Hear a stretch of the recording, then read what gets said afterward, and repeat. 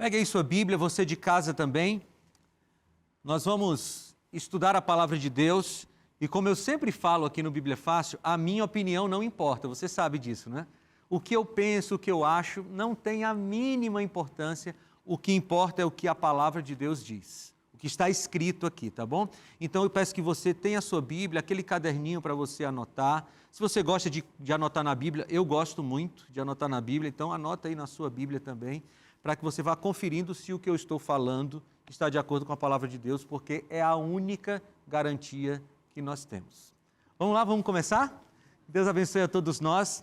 O nosso tema geral dessa temporada são os 7 pecados capitais. Como eu falei na introdução, essa é uma lista da Idade Média que nasceu ali no contexto da Igreja Cristã Católica, mas que já se tornou senso comum, né? Eu quero fazer até aqui um pequeno histórico dos 7 pecados capitais. Nós temos várias listas dos 7 pecados capitais que foram feitas ao longo da história, né? Pelo menos aí 6 listas de 7 pecados capitais que são bem parecidas, né? Tem uma ou outra diferenciação. Nós temos um pequeno histórico aqui para a gente ter ideia de como isso surgiu. A primeira menção a uma lista de pecados data lá do século IV depois de Cristo, com esse Evagrio Pôntico, que é um religioso, um monge cristão. E por que se chama de pecados capitais? A palavra capital vem do latim cabeça. Então, a ideia, quando esses pecados surgiram, é que seriam pecados cabeça, que uma vez cometendo esses pecados, você seria levado a cometer outros, né? Seriam pecados geradores de outros pecados. Depois, no século VI, o Papa Gregório I faz uma lista já de 7 pecados. Depois a gente tem no 13º século o Tomás de Aquino, né, que é um teólogo muito conhecido no mundo cristão. Na sua Suma Teológica, ele definiu uma lista de 7 pecados. Depois, no 14º século, o Dante Alighieri, lá na sua trilogia dos seus livros, né, lá da Divina Comédia, no Purgatório, né, que é o seu segundo livro, ele coloca a lista dos 7 pecados lá como culpa para aquelas pessoas que estavam no purgatório. E no 15º século a gente já tem pintores renascentistas fazendo aí pinturas a respeito dos 7 pecados. E no 16º século, já na Contra-Reforma, a Igreja Católica enfatiza os 7 pecados como forma de evangelização ali naquela disputa com os protestantes. Bem, a lista final dos 7 pecados ficou assim, olha: a soberba ou orgulho, a inveja, a ira, a preguiça, que também era chamada de assídia, né, que fazia uma diferença. Essa preguiça aqui é a preguiça do dia a dia, e a assídia seria a preguiça espiritual, a avareza ou a ganância, a gula e a luxúria. Como eu disse no começo, para você de casa entender, nós pegamos esse tema, que é um tema que está na cabeça do povo aí, né? Já virou filme, já virou novela, tema de livro e tal, como um tema gerador para a gente estudar o que a Bíblia fala sobre isso. Na Bíblia a gente não encontra uma lista de pecados capitais. Ali em Provérbios capítulo 6 até tem 7 coisas que Deus odeia, né? 7 coisas que irritam profundamente a Deus. Mas a verdade é que na Bíblia, qualquer pecado é perigoso. Eu já queria que você de casa começasse sabendo isso. Não importa se é um assassinato, um estupro ou uma pequena mentira. Qualquer pecado é perigoso para a vida do cristão. Por quê? Porque o pecado, segundo Isaías 49:2, ele afasta a gente de Deus. Então não importa se é uma mentirinha, se é vaidade, que é uma coisa muitas vezes oculta, ou se é um assassinato. É lógico que as consequências dos pecados são diferentes. As consequências de uma pequena mentira são diferentes de um assassinato, por exemplo. Mas o resultado interno, o resultado na vida do pecador, esse é igual para todos. Pessoas se perderão porque eram pequenos mentirosos e pessoas se perderão porque eram assassinos genocidas. Tá? Então, o pecado ele é muito prejudicial. Por isso, neste primeiro programa, nós ainda não começaremos a tratar da lista dos 7 pecados. Nós vamos falar sobre o pecado. esse que é o maior acidente que a humanidade conheceu. Na verdade, a maior tragédia da humanidade chama-se pecado. Porque desta tragédia derivam todas as outras. As tragédias naturais, as tragédias sociais, as tragédias econômicas, enfim, tudo que a gente vê de podre nesse mundo deriva do pecado. Esses dias eu estava conversando com a minha esposa, falando de uma notícia que nós lemos que a gente chorou em casa, né, de uma mãe que assassinou o próprio filho. Gente, essa é uma coisa assim que a gente leu a matéria e começou a chorar em casa, só pensando nessa tragédia como um todo. Por que essas coisas acontecem? Essas coisas acontecem porque tem um vírus miserável, maligno dentro de nós, chamado pecado. E eu queria estudar um pouquinho com vocês sobre o pecado. O ramo da teologia que estuda o pecado chama-se hamartiologia, que é uma das palavras, nós vamos ver daqui a pouco, uma das palavras no grego para pecado. Quando vocês ouvirem essa palavra aí estranha, é o estudo do pecado, o ramo da teologia que estuda o pecado. E eu trouxe essa citação aqui que eu achei muito interessante do livro do Graham Tomlin. Ele diz assim: a palavra pecado tem um passado de altos e baixos. Peccato, péché, sandé, pecado, independente da língua, ele era no passado uma palavra terrível, uma palavra que infligia medo ao coração de quase todo europeu. Tinha o mesmo tipo de efeito emocional que palavras como nazista ou câncer provocam em nós hoje. Era algo que as pessoas queriam evitar a todo custo, algo terrível e perigoso. Agora, ela deixou de ser um Rottweiler para ser um poodle. O pecado foi amansado, domesticado, castrado. A palavra agora é mencionada com um leve sorriso ou uma dose pesada de ironia. Pode falar. Só uma contribuição do que você está falando, são os chamados pecadinhos de estimação. Isso. Quando você falou do perigo, né, pastor, dessas pequenas coisas que vão entrando na nossa casa, e você falando isso veio na hora. A gente tem que ter muito cuidado com os pecadinhos de estimação, porque é nas pequenas mentirinhas do tô chegando, quando você ainda tá 20 minutos de casa, teu filho liga, mamãe tá chegando, tô chegando, tô quase na portaria, e você nem saiu ainda do lugar. Eu acho que as consequências são diferentes, né? Mas o cuidado a gente tem que começar a ter, eu acho que nessas pequenas... Então eu comecei a ter esse olhar mais assim específico para esses pecados, comecei a perceber o quanto, se nós não estivermos realmente atentos e cuidarmos, é todo dia a gente está pecando, começando pelos olhos. Eva olhou para a árvore e ali eu falo, ela começou a flertar com o pecado ali, ela flertou olhando para a árvore. Então, cuidar daquilo, por onde eu olho, aonde eu estou, que tipo de olhar eu dou para as coisas, do meu coração. Eu acho que tudo começa, é disso, do bater o olho, do estar no coração. E se a gente não cuidar o tempo inteiro, a gente está fazendo os tais pecadinhos de estimação. Vai contaminando a nossa vida, né? E essa citação aqui, eu gosto dela porque hoje a gente vê no mundo cristão um tratamento sobre o pecado que às vezes é muito estranho, né? Pessoas relativizando o pecado, tentando explicar o pecado. Veja, o pecado na Bíblia nunca foi explicado. O pecado na Bíblia ele ou é perdoado ou ele é condenado. Mas nunca é explicado, para dizer assim, não, eu pequei por causa disso, isso não importa porque você pecou. Quem pecou ou precisa de perdão, ou se não se arrepender, vai ser condenado. Só que a gente vê hoje no mundo cristão, assim, como o Graham Tomlin diz, um amansamento do pecado, né? Então, não, esse pecado aqui é a minha tendência, então Deus tem que entender. Não, esse pecado aqui, não, eu pequei por causa da minha história de vida. Não, eu pequei por causa dos traumas que eu carrego da infância. E veja, nada justifica o pecado. E essa metáfora que ele usa aqui, eu gosto demais, eu sempre uso. Antes era um Rottweiler raivoso, assim. Ninguém queria contato com o pecado. Agora o pecado é um poodle, mansinho, assim, não, vem cá, pecado, deixa eu brincar com você. E a gente não pode fazer isso, né? Muito bem, tem várias palavras para pecado na Bíblia. Por exemplo, um dos sentidos de pecado na Bíblia é falta, omissão, erro no fim em vista, que em hebraico é shet e em grego hamartia. Ou seja, quando você até queria fazer uma coisa certa, mas você errou o alvo, você pecou. Essa é uma das acepções de pecado na Bíblia. A outra é perversão ou deturpação, que é a palavra avon. Aqui tem alguns textos bíblicos nos quais nós vemos essas essas acepções de pecado, tá bom? Então, quando você perverte um texto bíblico, um princípio bíblico, você também está pecando. O pecado também pode ser transgressão de uma lei ou revolta contra o legislador, que é pechan ou parabases, aqui em hebraico e aqui em grego. E olha que interessante.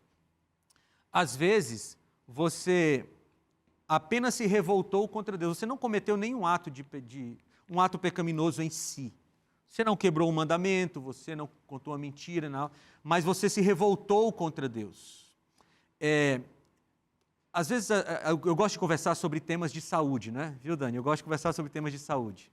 E a Bíblia tem vários textos sobre saúde, sobre cuidado com a saúde. Tem muita coisa na Bíblia. A gente vai ver isso, viu? Você fica aí, a gente vai ver isso no tema sobre gula.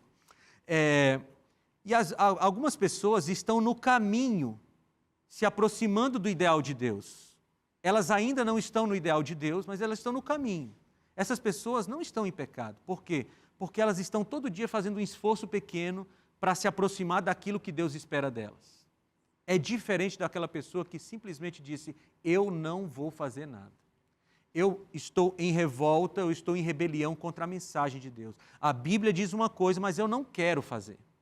Isso é diferente. Não é a pessoa que está caminhando, que está no processo para chegar mais perto do que Deus quer. É aquela pessoa que simplesmente diz assim, olha, não vou fazer. Então, a rebelião contra Deus já é um pecado.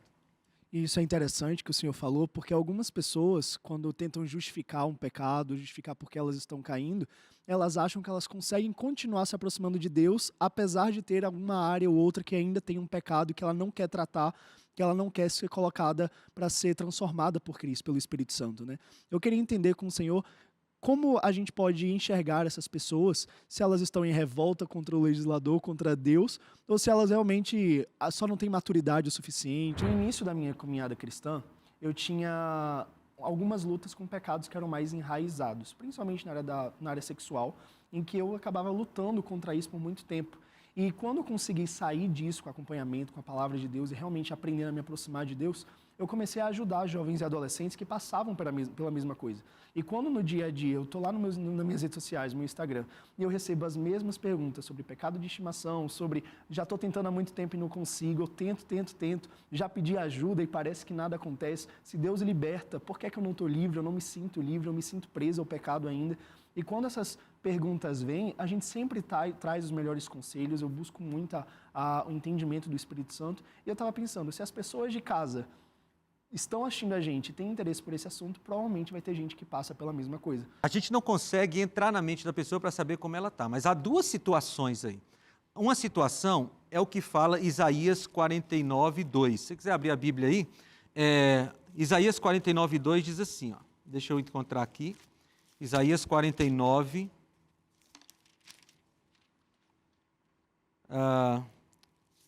desculpa, 49 não, 59.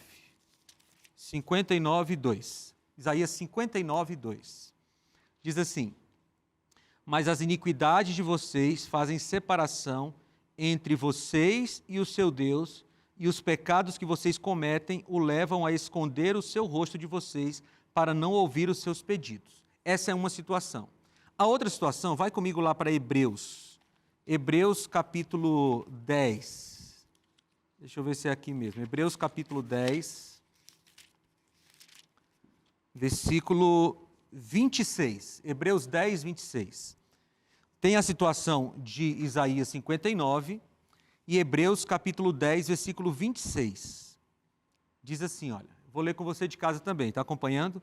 Porque se continuarmos a pecar de propósito, algumas versões dizem assim, deliberadamente, depois de termos recebido o conhecimento da verdade, já não resta sacrifício pelos nossos pecados. Então, há duas situações, viu, Tiago? Uma situação é de alguém que ela está pecando intencionalmente, ela está pecando porque ela quer pecar, ela sabe que é pecado e ela decidiu não largar aquele pecado. Essa pessoa está em separação de Deus. A outra é a pessoa que não sabe que está em pecado. Ela não sabe que aquilo é errado, ela não sabe o que ela está fazendo, ela não tem consciência do que está fazendo. Para essa pessoa, Deus não considera o tempo de ignorância. Então, assim, como é que a gente considera? A gente ora pelo pecador, né? porque lá dentro da cabeça, só nós sabemos por que nós estamos pecando. Né? A gente peca sem saber, e aí Deus não considera esse tempo, ou a gente peca sabendo. E aí o texto de Hebreus, capítulo 10, é muito forte, porque ele diz assim, para estas pessoas que pecam de propósito, para essas pessoas que pecam deliberadamente, já não resta sacrifício. Você já pensou? O sacrifício de Jesus não é suficiente para uma pessoa que peca de propósito. Isso é muito grave, porque sem o sacrifício de Jesus, qual é a nossa situação? Perdido. Nós só temos uma possibilidade de salvação, é através de Jesus Cristo. Então, se a gente não tem esse sacrifício, não serve para a gente está em pecado. Pode falar, Duda. Pastor, eu acho interessante, né? É muito legal essa frase aí do Rottweiler e do Poodle, né? Uhum. Eu acho que às vezes a gente, o ser humano em geral, né? A gente peca muito sem levar em conta que o nosso pecado é contra Deus. Isso. A gente muitas vezes relaciona com o nosso próximo e a gente fica tentando justificar. Eu fiz isso porque ele fez isso comigo, eu fiz isso por causa daquilo, né? Quantas vezes, por exemplo, a gente não tem uma discussão, ou, por exemplo, uma discussão com o cônjuge, por exemplo, aí a gente vai lá e pede perdão para o cônjuge, mas não pede para Deus, sendo que o pecado foi com Deus primeiro, né? E aí tem esse negócio que o senhor falou de pecar de propósito, muitas vezes é com essa noção, né, de que eu vou pecar mesmo, ela fez isso, mas calma, o pecado não é com ela, o pecado é com Deus, é Deus que eu estou ofendendo com o meu pecado, né? Então talvez por isso que a gente vai normalizando o pecado como se eu tenho direito, a pessoa fez isso comigo, então eu vou dar na mesma moeda, olho por olho, dente por dente, né? Olha, você falando aí, Duda, eu me lembrei do texto, da frase de José lá com a esposa de Potifar. Aqui, eu vou ler Gênesis 39, deixa eu encontrar o versículo aqui. Gênesis 39, aconteceu, ela pegou e disse, versículo 9. Isso, exatamente, versículo 9. Aqui, ó, olha o que José falou. Não há ninguém nesta casa que esteja acima de mim. Ele não me vedou nada a não ser a senhora, porque é mulher dele. Como, pois, cometeria eu tamanha maldade e pecaria contra Deus? Todo pecado é contra Deus. É lógico que às vezes a gente peca e ofende as pessoas. E a Bíblia é bem clara, quando você pecar ofendendo alguém, você pede perdão à pessoa e a Deus. Mas o pecado sempre é contra Deus. Obrigado, Duda. Pastor, quando a gente peca consciente que está pecando, a gente está pecando contra o Espírito Santo. Contra o Espírito Santo. A gente vê lá Mateus capítulo 13, né? É a insistência do pecado, chamado de pecado contra o Espírito Santo. Então vamos lá, ó. Tem também a palavra iniquidade, que é a palavra anomia, do grego ausência da lei, né? Ainomos, e imoralidade, que é do hebraico rechá e do grego adikia. Então, existem diversas palavras para pecado na Bíblia, que abarcam praticamente todas as áreas da nossa vida. Mas todas elas, de alguma forma, se encaixam na quebra da lei, porque o pecado, segundo a primeira carta de João, no capítulo 2, o pecado é a transgressão da lei. Agora eu quero fazer uma distinção aqui que é importante, que é a distinção entre pecado e pecados. O pecado com P maiúsculo e os pecados com P minúsculo. Que diferença é essa? É uma diferença didática, mas é importante a gente entender. O pecado com P maiúsculo é a nossa condição, aquilo que nós passamos a ser depois daquele episódio lá no Éden que a gente vai já analisar aqui. Então, nós temos um pecado que é a tendência, todos nós temos. Só teve um ser humano que habitou neste planeta que não tinha tendência para o pecado, chama-se Jesus Cristo. Porque Adão e Eva foram criados sem essa tendência, mas depois adquiriram depois do pecado. Então, só Jesus Cristo. Todos nós temos a tendência para o pecado. Então, o pecado com P maiúsculo, o que eu estou chamando de pecado com P maiúsculo é esse vírus que habita em nós e que promove os pecados.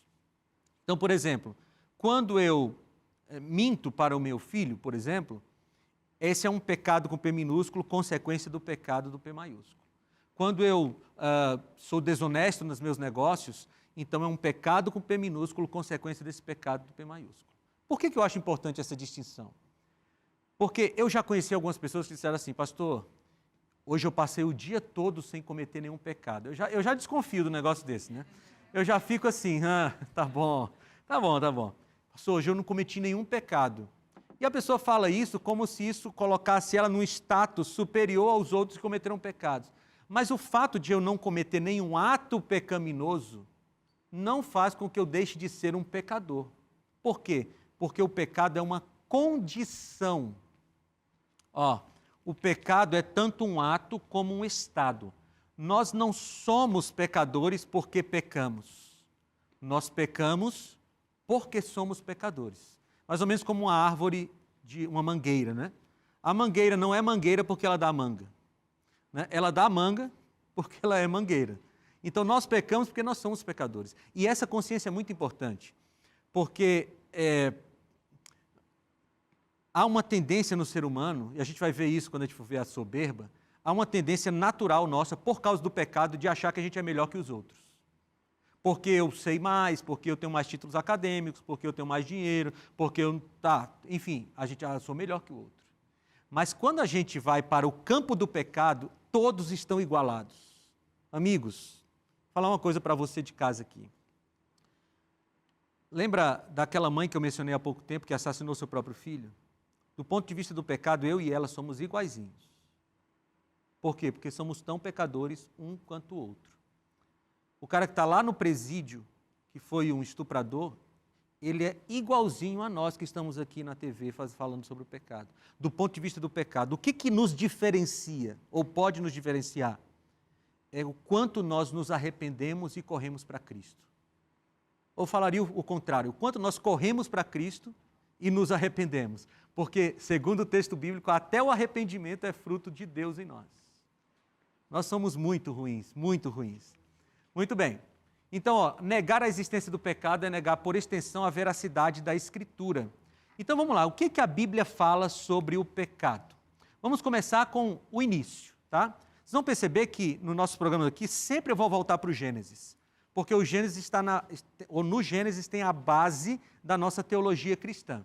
Então, Gênesis capítulo 1, versículo 31. Aqui já é o final da semana da criação. E no final da semana da criação diz assim: e Deus viu tudo o que havia feito, e tudo havia ficado muito bom. Passaram-se a tarde e a manhã, esse foi o sexto dia. Então, Deus criou tudo perfeito. Amigos, quando Deus criou, não existia. Quando Deus criou a terra, não existia tendência para o mal, não existia inveja, não existia gula, não existia nada disso. Por quê? Porque Deus criou um ser humano perfeito.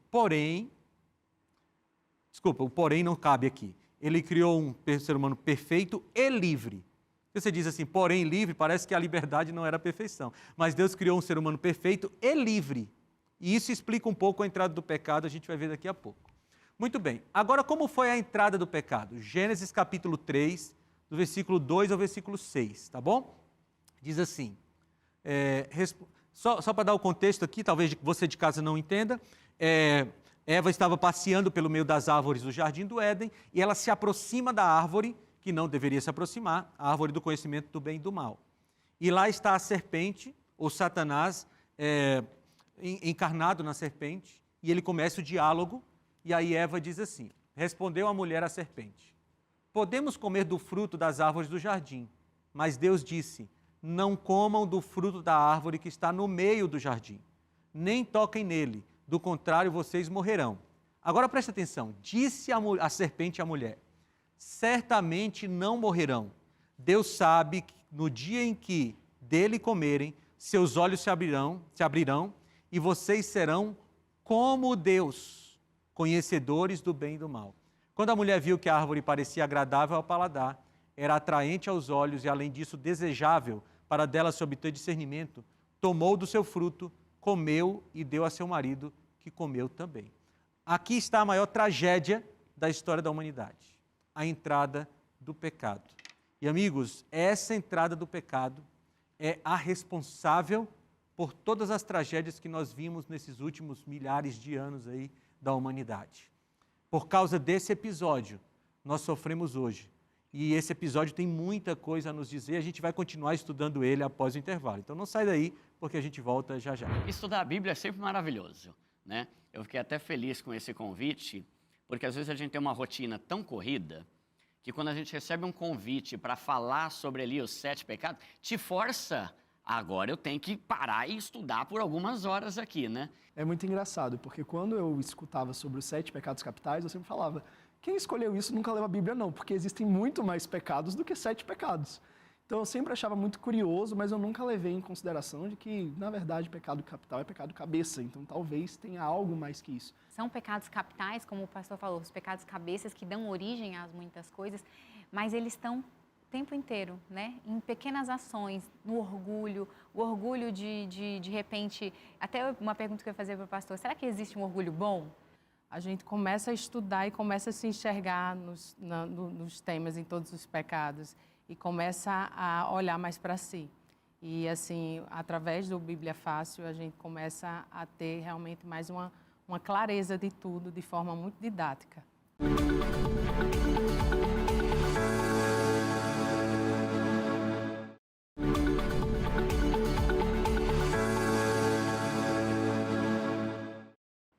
Estamos de volta com o seu Bíblia Fácil e eu já quero começar te oferecendo este guia de estudos, é a nossa revista Esperança, a revista oficial da Novo Tempo, e o tema deste fascículo é a cura do pecado. Aqui você vai poder estudar com muita calma esse tema que nós estamos apresentando hoje. Aqui você vai encontrar a origem do pecado, né? Os textos bíblicos que falam sobre a origem do pecado. Deixa eu mostrar para você mais de perto aqui, ó. Você vai ver sobre as consequências do pecado e também sobre como Deus resolveu o problema do pecado. Este guia de estudo pode ser seu de graça. Os Anjos da Esperança já pagaram por ele, tanto a produção quanto o envio para a sua casa, já está tudo pago. Você só precisa pedir. Então você pode pedir pelo WhatsApp, o número é 1298244 4449. Vou repetir para você. 1298244 4449. Você manda mensagem assim, eu quero a revista, eu quero a revista Esperança, quero o guia de estudos, quero a revista Cura do Pecado, a gente vai entender e aí a gente vai ajudar você a fazer o seu pedido. Ou você pode ligar para a gente no horário comercial ou até às 11h15 da noite, direção. Até às 11h30 da noite, de segunda a quinta, nós temos pessoas esperando a sua ligação aqui. O número é 0 operadora 12 2127 3121. Na sexta-feira até às 5 da tarde, no domingo também tem atendimento, não tem, diretor? Domingo até às 10 da noite, das 4 da tarde às 10 da noite, tem atendimento também para você ligar. 0 operadora 12 2127 3121. Ou você pode entrar no site novotempo.com/escola bíblica e você vai pedir o seu guia de estudos e a gente manda para sua casa sem custo algum, tá bom? Vamos lá, vamos continuar nosso estudo aqui sobre o pecado. Então nós paramos aqui quando Eva comeu o fruto e depois ela também deu ao seu marido Adão. E veja uma coisa interessante, a frase ali que Satanás disse para Eva foi: vocês serão como Deus. Satanás falou isso para Eva. E o que a gente aprende com isso aqui? Olha, no sentido mais profundo, o pecado é uma idolatria a si mesmo. Eu penso nisso sempre assim, porque, olha, todas as vezes que a gente pega qualquer coisa, pode ser em relação à nossa vaidade, pode ser em relação à nossa alimentação, às nossas finanças, ao nosso relacionamento conjugal, enfim, qualquer área da nossa vida. Quando a gente sabe que tem uma vontade de Deus para aquela questão e a gente escolhe fazer a nossa vontade, nós estamos fazendo idolatria a si mesmo. E idolatria é pecado também, né? Mas eu só quero dar uma pausa aqui porque eu esqueci de fazer um negócio importante. Hoje é dia 16 de janeiro, confere aí. Se você está assistindo o inédito, hoje é 16 de janeiro. E amanhã é aniversário do Tiago. Tiago, parabéns, que Deus abençoe você. Completando 23 aninhos, gente, é um menininho, né? Porque quando você está nos 40 e poucos já, você já acha... Quando eu tinha 23 anos, eu olhava para o de 40 e dizia assim, nossa, que velho. Hoje o de 40 para mim é um jovem, está no começo da idade. Se eu chegar com sua idade tão bem quanto o senhor, tá feliz, viu? Tamo junto. Tá bom? Mas parabéns, Tiago, que Deus abençoe.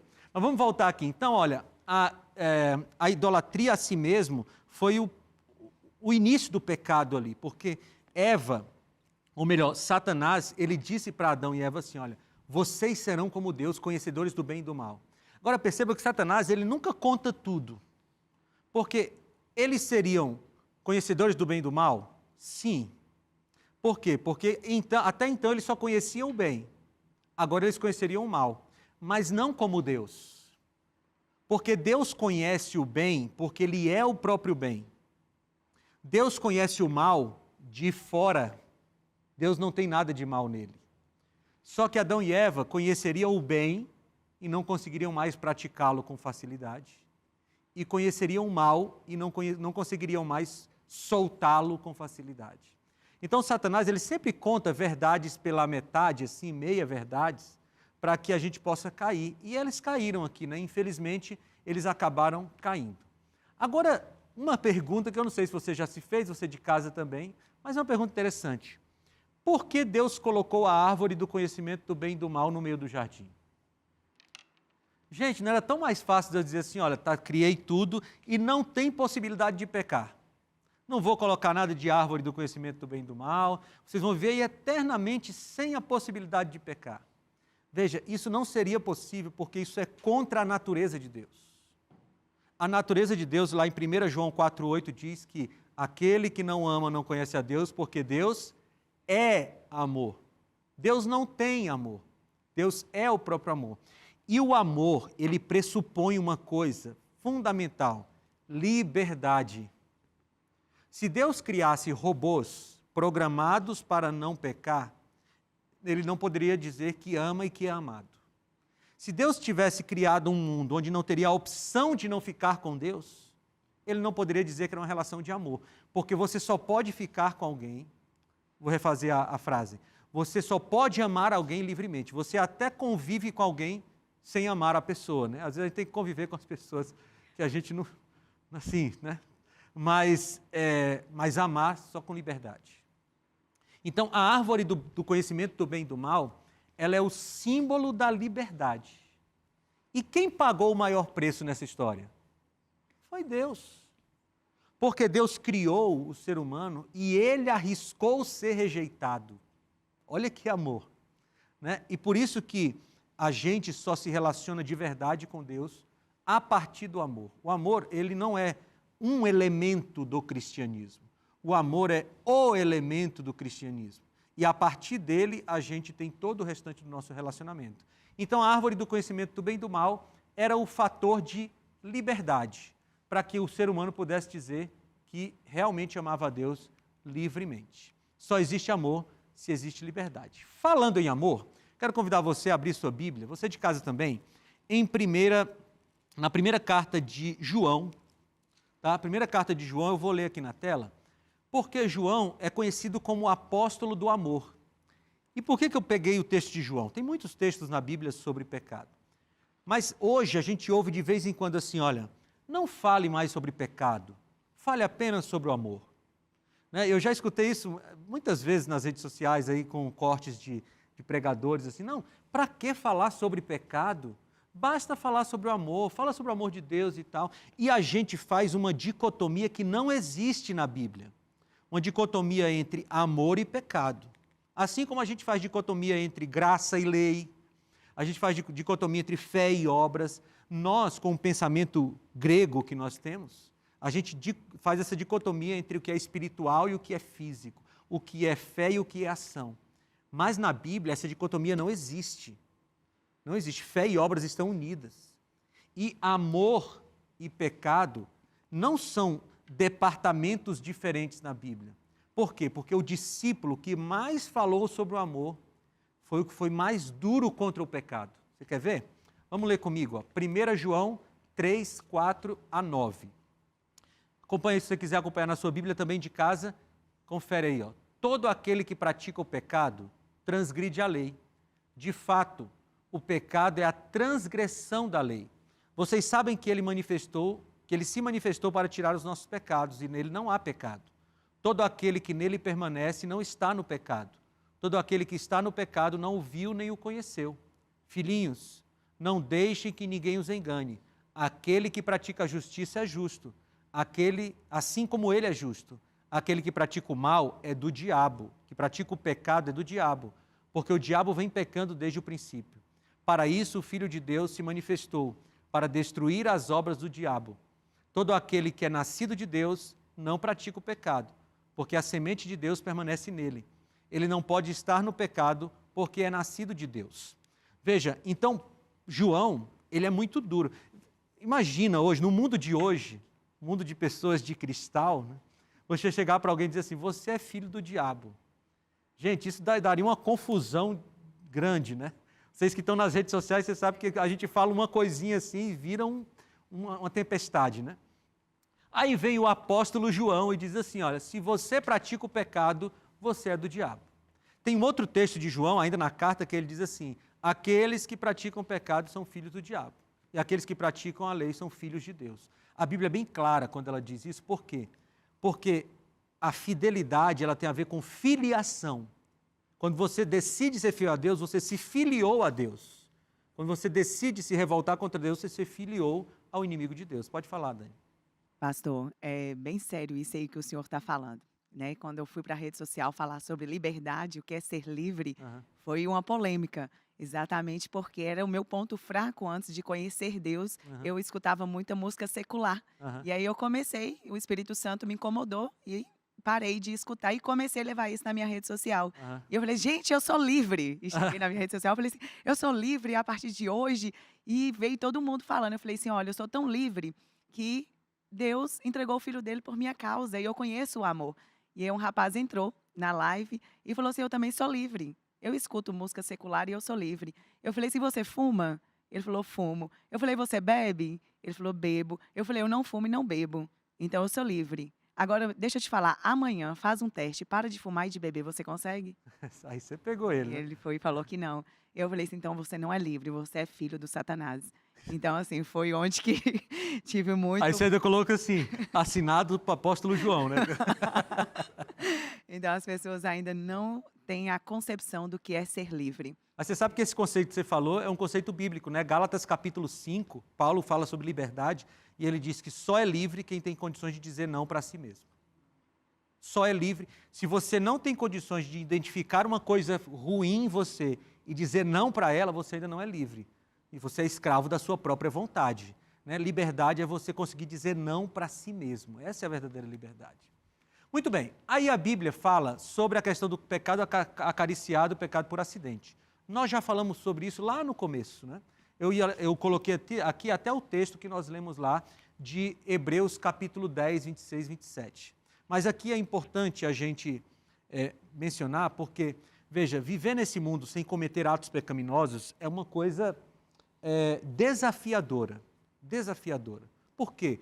Porque às vezes a gente peca e só percebe que pecou depois. Né? Acho que foi você, Duda, que falou sobre a relação, conversa com a esposa, né? Foi você que falou. Às vezes a gente está conversando com o cônjuge, de repente a gente soltou uma palavra e disse, puxa, eu não devia ter falado isso. Né? E aí você tratou mal, você foi grosseiro, e aí depois, puxa, a vida não fala. Aí você vai lá e pede perdão, a esposa perdoa e vai lembrar disso pelos próximos 20 anos. É natural, mas a pessoa perdoa e você pede perdão a Deus também. Então veja, o pecado por acidente é aquele que acontece na vida do cristão. Você não planeja o pecado, mas você faz, você pensa o que não devia, fala o que não devia, faz o que não devia. Para esse pecado, há perdão. 1 João capítulo 1, versículo 9. Se confessardes os vossos pecados, Ele é fiel e justo para perdoar os vossos pecados e vos purificar de toda injustiça. Para pecado por acidente tem perdão pleno. Agora, para pecado deliberado, esse texto aqui, né, se continuarmos a pecar deliberadamente, já não resta sacrifício pelos pecados. Ou seja, o sacrifício de Jesus não é suficiente para quem peca deliberadamente. Pode falar isso. Pastor, o que é que significa quando você peca e você reconhece que pecou? O que aconteceu nesse momento? O Espírito Santo agiu na sua vida. Lá em Atos, capítulo 5, se eu não me engano, acho que eu não vou lembrar do texto agora, mas depois eu procuro e mostro para vocês. Ele fala que o arrependimento é fruto do Espírito. Então, veja, a nossa natureza é tão ruim que nem para reconhecer o pecado a gente serve. Todas as vezes que nós pecamos e reconhecemos, é o Espírito Santo que fala aqui, ó. Ei, olha aí o que você fez. E o Espírito Santo nos ajuda a nos levar ao pecado. Vamos abrir isso aqui, ó. Eu não lembrei do texto de Atos, eu estou tentando lembrar aqui, mas eu lembrei do texto de João, capítulo 16.